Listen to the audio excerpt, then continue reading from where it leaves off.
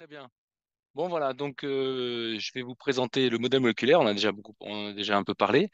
On en a parlé aussi quand on a parlé des certains mots demandés aux élèves, comme par exemple mieux représenter le modèle moléculaire. Et l'objectif, ça va nous permettre de mieux expliquer aussi le réel et d'avoir des outils pour vraiment présenter un modèle moléculaire aux élèves. Donc, il y a deux parties. La première partie, ça va être d'utiliser des programmes Scratch. Alors, Scratch, j'en parlerai un peu plus en détail. C'est très connu au collège, un petit peu moins au lycée, mais on va dire que vous connaissez plutôt Python au lycée. Et puis, la deuxième partie, ça va être vraiment d'aller créer des simulations à partir de Scratch pour représenter notamment l'air à l'état gazeux, puisque l'objectif, ça va être de travailler sur les modèles moléculaires, donc de travailler sur la chimie. Alors, j'invite vraiment les professeurs de lycée à rester parce que c'est des choses qu'on est en train de développer de plus en plus. Dans l'Académie de Bordeaux, on est en train de faire une formation en utilisant Scratch. On le propose aux professeurs de lycée, non pas forcément pour l'utilisation, parce que c'est vrai que au lycée, on préfère utiliser Python, mais comme support de visualisation. Quand on veut montrer quelque chose, montrer par exemple ce que c'est qu'une solution aqueuse avec des ions à l'intérieur, vous allez voir, il y a des solutions. On peut même faire des dosages. Ça, je vous montrerai peut-être si on a un peu de temps. Mais voilà, je vous invite, professeurs de lycée, à rester pour voir toutes les possibilités de cette programmation, enfin de l'outil Scratch. Voilà, puis ceux qui ont, donc je l'ai vu en bas à gauche, vous avez un lien, j'ai mis une chaîne YouTube pour mettre les vidéos pour pouvoir présenter à tout moment les quelques modèles moléculaires que je vous aurais présentés. Et puis bah, pour les adhérents de l'UDPPC, je mettrai en lien, je donnerai tous les programmes vous allez voir. Ils seront joints à l'enregistrement vidéo et vous pourrez les mettre en route comme je vais vous le montrer très facilement dans quelques instants. Voilà. Donc, premier objectif, de l'atelier, ça va être déjà de nous aider à faire comprendre aux élèves cette différence entre le monde des objets et le lien surtout entre le monde des objets et le monde des modèles, et en utilisant des programmes de simulation. Alors bien sûr, on travaille beaucoup sur la représentation des modèles, mais si on a une bonne représentation d'un modèle, alors on va être capable de l'utiliser pour pouvoir expliquer des phénomènes et des objets qui nous entourent. Donc là, c'est vraiment que de l'utilisation. Il n'y a pas besoin d'être programmateur de quoi que ce soit, d'avoir quelques connaissances que ce soit en programmation. Et il suffit d'aller lancer un Scratch et puis de charger un modèle. Alors avant ça, avant de vous montrer un peu ce que c'était, je vais vous donner un petit peu un historique de la genèse de ce projet-là. En fait, moi, quand j'ai commencé ma carrière, je suis tombé sur un manuel qui proposait cette image. Et cette image, en fait, euh, il y avait une confusion entre le solide amorphe et le liquide, et je comprenais pas pourquoi on disait ordonné, désordonné, désordonné, plutôt que dire que tout simplement il y avait du mouvement. Alors pourquoi ne pas parler plus clairement du mouvement des molécules dans les modèles moléculaires? C'était une question que je me posais vraiment, qui m'interrogeait beaucoup. Euh, la question, c'est est-ce qu'il y a une difficulté particulière qui fait qu'on peut pas? J'en ai pas trouvé. Je dirais plutôt que c'est aussi simple que d'imaginer des molécules qui sont en lévitation, qu'on dessine comme ça sans dire que ça bouge, ou reliées par des ressorts. C'est aussi un peu compliqué. Et surtout, ce qui est intéressant, c'est qu'à partir du moment où on commence à parler de la vitesse, on peut en parler, on va pouvoir parler de tous les phénomènes qui sont liés à la température. Et ça, dans le quotidien, il y en a énormément. Et donc, quand on veut faire le lien avec le réel, avec nos élèves de collège ou les plus grands, ça devient très intéressant. Alors, par contre, il y a une réponse, la difficulté, oui, elle existe, parce que bah, le mouvement, c'est pas facile à représenter sur un cahier. C'est pas facile à représenter sur une feuille. Et donc, a priori, c'est peut-être le problème. En fait, finalement, ce serait interdit le modèle moléculaire avec le mouvement, parce qu'en fait, on n'était pas trop capable de le représenter sur un livre ou sur un cahier. Alors, si c'est ça, je dirais que maintenant, aujourd'hui, le problème est levé, puisque avec tous les outils numériques que l'on a à notre disposition, on peut très largement représenter le mouvement aujourd'hui. Et ce sont des exemples que je vais vous montrer. Alors j'en ai cherché beaucoup en fait au départ, au début de ma carrière, puis on cherchait sur Internet, il n'y avait pas grand-chose. Et c'est pour ça qu'à un moment, je me suis mis à le développer moi-même. Donc j'ai utilisé les programmes Scratch. Alors ça c'est un logiciel qui est libre hein, d'utilisation. On peut pas faire de quoi que ce soit de commerce avec. Il a été développé par le MIT. Il sert à apprendre aux jeunes Américains. Il a servi au départ pour l'apprentissage de la programmation aux jeunes Américains. Et puis ça a été adopté lors de la réforme de 2015 de réforme du collège, et notamment les professeurs de mathématiques l'utilisent beaucoup, et ils l'utilisent beaucoup parce qu'ils savent que aussi, il y a des exercices qui seront posés au brevet, au DNB directement avec des morceaux de programme Scratch qu'il faut analyser, que les élèves doivent analyser. C'est très pratique puisque depuis quelques années, c'est accessible en ligne. Il n'y a aucune installation requise. Donc ça, c'est très important parce que quand on sait les difficultés qu'on a, quand on va sur une salle informatique, quand il y a des choses à installer.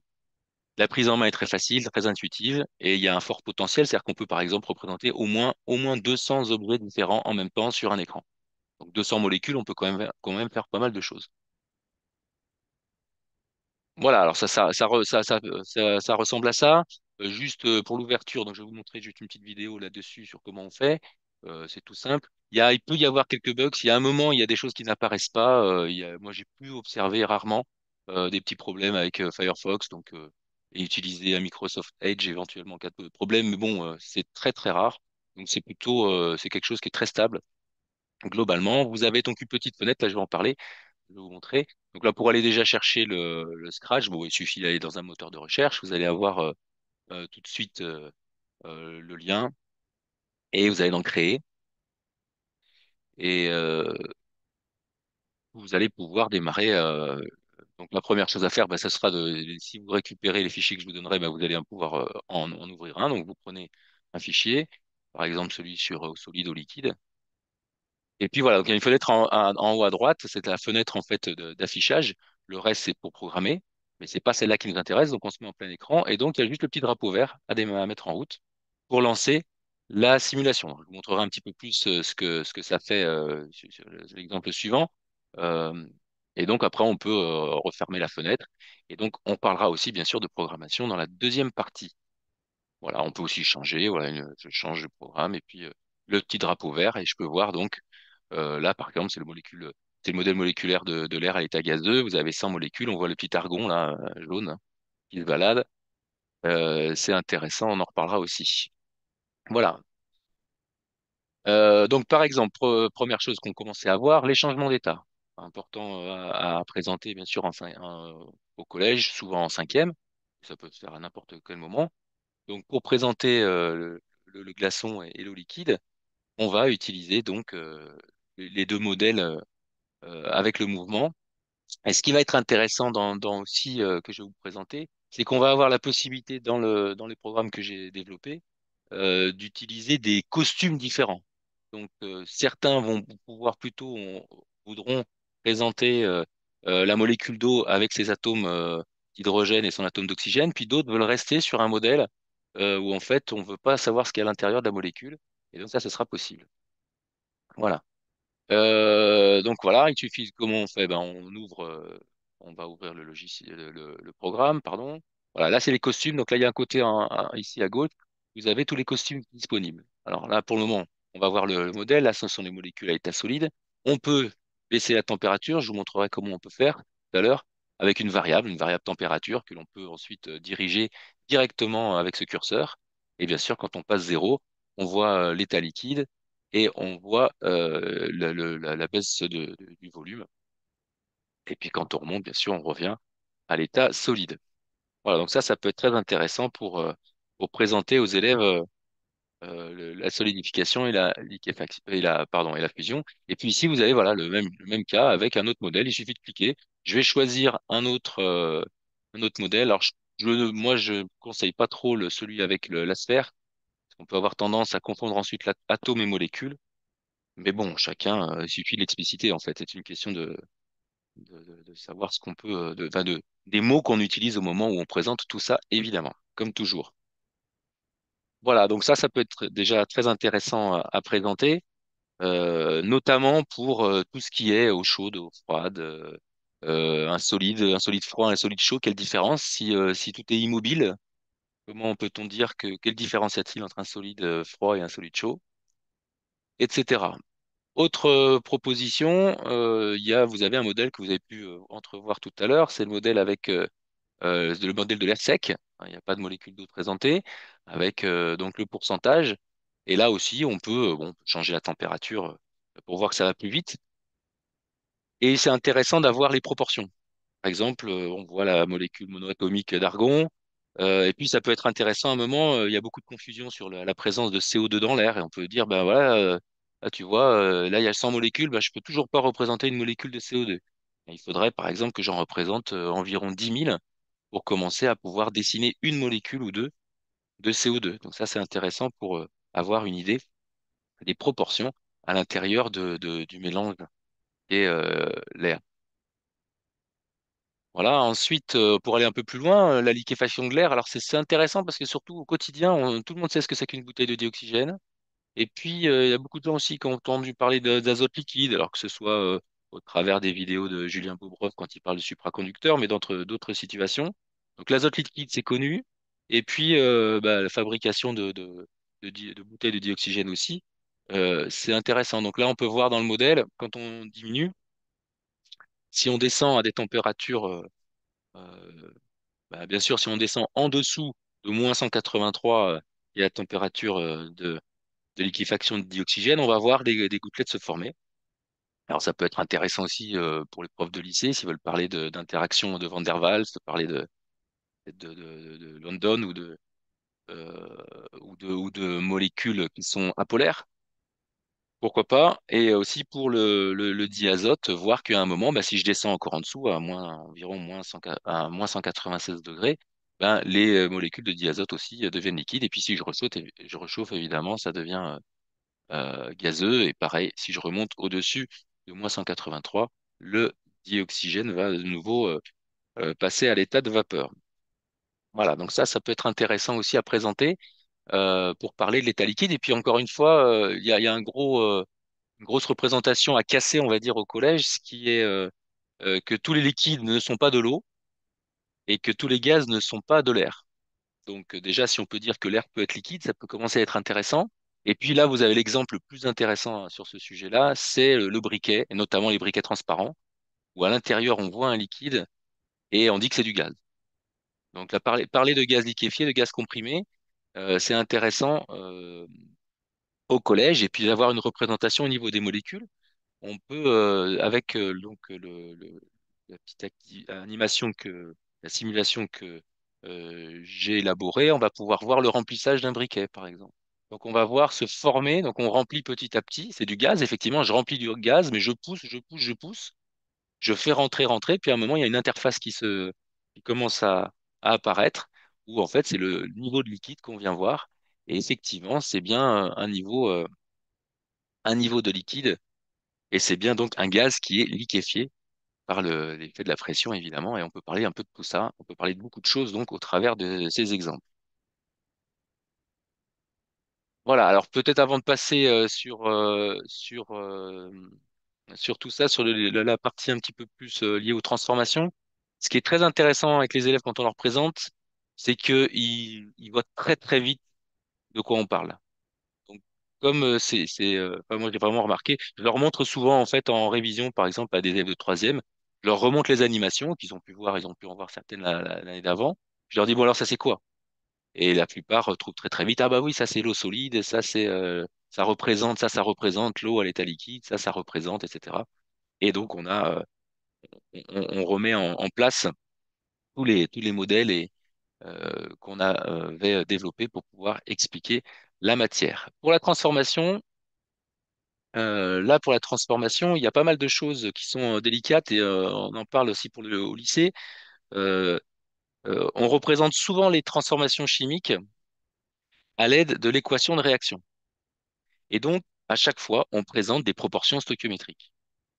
Et il finit par y avoir une confusion. En fait, on ne sait plus vraiment si on parle vraiment de l'équation de réaction, hein, du modèle, ou si on parle vraiment, en fait, j'ai fait un mélange, quoi. Je fais un mélange et je fais une transformation. Et de la partie donc réelle. Donc là, c'est intéressant parce que dans ce modèle, on va pouvoir faire des choix, on va pouvoir modéliser directement un choix de proportion. Donc dès le départ, on va choisir. Alors on peut choisir parmi, vous avez vu, il y a plusieurs, là j'en ai fait 8. Il y a 8 molécules, donc 8 combustibles différents que l'on peut faire interagir avec le dioxygène. Euh, donc là, ce qui est intéressant avec les proportions, c'est que bon, bah, si on choisit un excès de dioxygène, bah, finalement, on va tomber sur une combustion complète, c'est comme une gazinière, et on va avoir le résultat qu'on attend, on va dire entre guillemets, que nous on pensait étudier au départ et qui est attendu habituellement. Mais dans le sang, dans les, on parle aussi beaucoup de combustion incomplète au collège parce qu'il faut parler de santé, il faut parler de danger de ces combustions. Et ça, par contre, on n'a plus trop le modèle pour parler de tout ça. Là, qu'est-ce que c'est cette différence entre complète et incomplète alors qu'on a parlé que d'équation de réaction? Et là, le fait de commencer à parler de proportions, ça devient intéressant. Alors, en tout cas, ce que va faire le simulateur, donc dans mon programme, eh bien, il y a un warning. On va nous dire attention, là, il n'y a pas assez de dioxygène. Donc, si tu utilises ce genre de proportion, tu risques de former d'autres produits comme la fumée noire et des gaz asphyxiants, hein, le monoxyde de carbone et le carbone. Donc voilà ce que ça donne à l'usage. Alors il y a deux possibilités. Soit bah, vous utilisez un vidéoprojecteur et puis vous faites vous-même les choix, vous montrez aux élèves, bah voilà, regardez, là j'utilise, je n'ai pas mis beaucoup de dioxygène et puis alors on appuie sur la flamme, là, regardez, en appuyant sur la flamme, ça lance la transformation et là on me dit, bah là, si j'en mets pas beaucoup, en fait, ce qui se passe, c'est que bah, je vais avoir des produits qui sont inattendus que je voulais pas. Et donc, bah, ça veut dire qu'il faut que je change mes proportions. Donc, on va avoir, voilà, il y a deux molécules, on voit pas très bien. Là, il y a écrit 2, puis maintenant 12 molécules de dioxygène. Donc, cette fois-ci, j'ai mis un excès de dioxygène. Et, euh, et donc, cette fois-ci, je vais voir ce que ça va donner à la fin. Alors, ça, on peut faire, on peut juste le présenter. Voilà, donc voilà ce que ça donne quand on appuie sur la flamme, quand on lance, on active la transformation. Ce que ça peut donner, c'est qu'avec les élèves, en fait, bah, finalement, on peut aussi leur dire, bah, vous avez une séance, vous avez à disposition le, le, le, le programme et puis bah, vous faites vos mélanges, faites vos tests vous-même. Là, on est vraiment dans la simulation, c'est-à-dire que le simulateur devient un test, je teste le réel avec, bien sûr, dans les limites de validité de mon modèle, mais je fais directement par une simulation des essais sur des prédictions du réel. Ça, c'est très intéressant et ça peut être, on peut aller jusqu'à dire, ben, plutôt que qu'on fasse des bilans un peu en comptant les atomes pour retrouver, pour équilibrer ces équations de réaction, ben, on peut très bien leur dire de comptabiliser, d'utiliser le simulateur et pour regarder ben, combien il reste. Regardez ici, là, sur l'image, par exemple, ben, il va rester 2 molécules de dioxygène. Ah, j'en ai mis 12, donc en fait, il y en a deux de trop. Ah ben donc avec 10 ça suffit. Et donc, on peut retrouver comme ça les proportions stoichiométriques. Alors, ça prend plus de temps, évidemment, hein. Moi, je teste souvent une séance, c'est le minimum, hein. Une bonne séance, c'est le minimum pour déjà pouvoir commencer à avoir des choses intéressantes sur ce sujet. Mais ça peut en valoir le coup. Je pense que c'est vraiment intéressant à faire, parce qu'ensuite, les choses sont bien plus ancrées que si on le fait par d'autres chemins. Voilà, après, donc pour aller plus loin, on peut, et là ça peut encore plus, ça va pouvoir intéresser de plus en plus les collègues du lycée, c'est qu'on va pouvoir parler des réactions de précipitation, on va pouvoir parler des ions, de la présence d'ions, des ions accompagnateurs, des solvants, et tout ça va être présenté dans ces modèles moléculaires, dans ce programme, précipitation. Et, euh, bon, je pourrais pas le présenter, mais il y en a un aussi pour faire des dosages qui marche à peu près de la même façon. Voilà. Donc voilà ce que ça donne en gros. En tâche de fond, vous avez des molécules, hein, les molécules du solvant, bon, l'eau qu'on reconnaît hein, en arrière-plan. Et puis alors un peu plus noté, on va avoir les ions hydroxydes. L'accompagnateur, là ici, bon, si on voit que ici ça va être c'est plutôt ici c'est le sodium. Et puis en bas, donc ça c'est juste avant que l'on mélange, c'est ce fameux état initial on a du mal à représenter quand on fait des schémas, puisque le contact, dès qu'il y a contact, il y a transformation. Donc là, ils sont séparés par une ligne imaginaire. par une frontière imaginaire, et puis vous avez en dessous ben, les lésions cuivre, et puis les lésions ici sulfate qui accompagnent. Donc après la transformation, on va observer aussi donc des molécules de précipités qui correspondent. Donc voilà ce que ça donne, on fait le choix, on choisit, donc on peut choisir parmi argent, cuivre, fer 2, fer 3. Bon, en fait, tout ce qu'on rencontre habituellement au troisième et au lycée. Donc voilà, on commence à voir ce que ça donne, ces deux mélanges, ces deux solutions. On peut faire une pause pour pouvoir comptabiliser, pour faire des bilans. Ça peut être intéressant, ça, au lycée, de faire des bilans.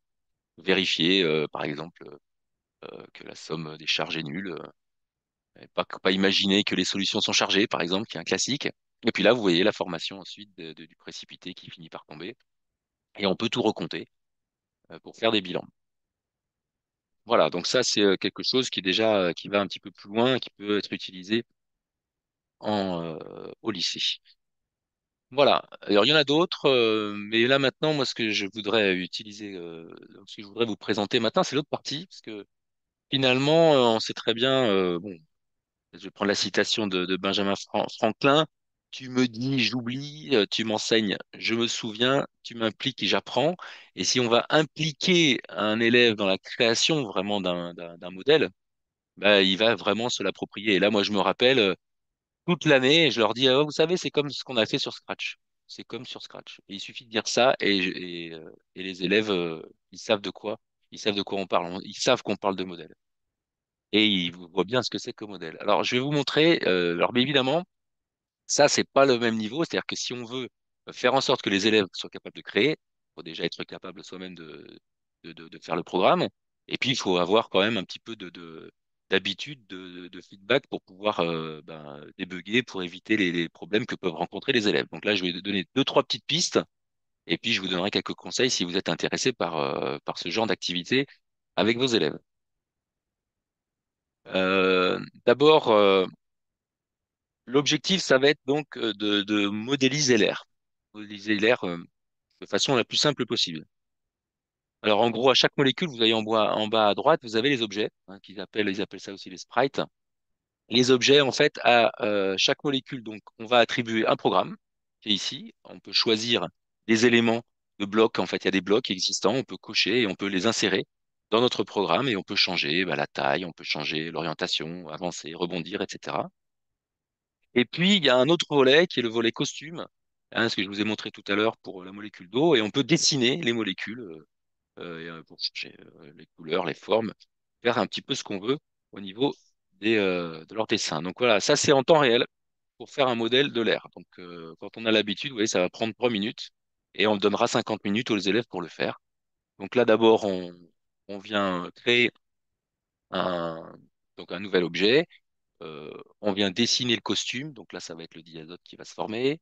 On peut faire des copier-coller, on peut remplir. Bon, c'est classique, hein. Là, bien mettre au centre, ça c'est important parce que sinon, ça rebondit bizarrement. Ensuite, on peut changer le nom. Donc là, ça va être le diazote. Ensuite, on va faire la même chose pour le dioxygène, donc avec l'outil peindre. Pareil, donc des sphères que l'on remplit, on change de couleur.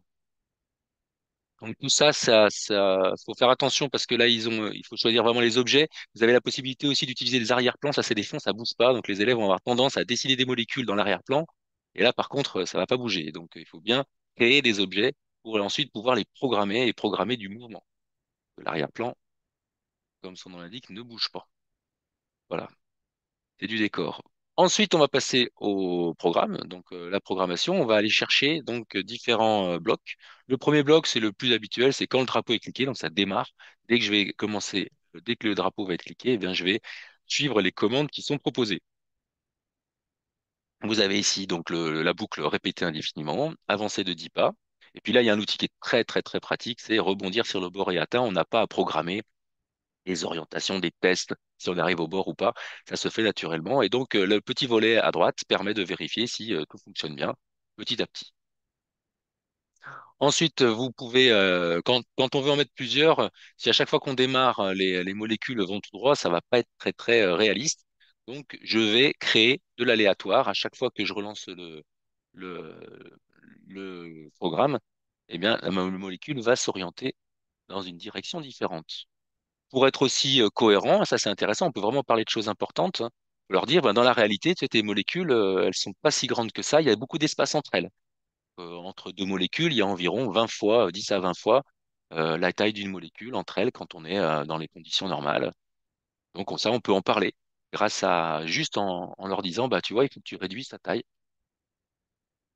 Il suffit de faire des copier-coller, vous avez vu, hein, il y a un glisser-déplacer, et là, maintenant que j'ai fait un glisser-déplacer, je relance, et ça y est, mes deux molécules maintenant ont le même programme, il leur est attribué. Voilà, alors maintenant, si on veut commander le mouvement, si on veut parler de température, ben, on peut créer des variables. Alors ça, c'est très intéressant aussi sur Scratch, c'est qu'on peut créer un nombre de variables, ben, je ne sais pas si c'est infini, mais très, très grand en tout cas, et avec donc cette barre de défilement. Et donc, quand on va lancer, on va pouvoir donc changer la valeur des pas d'avancement et donc indirectement la vitesse de l'objet et donc de la molécule.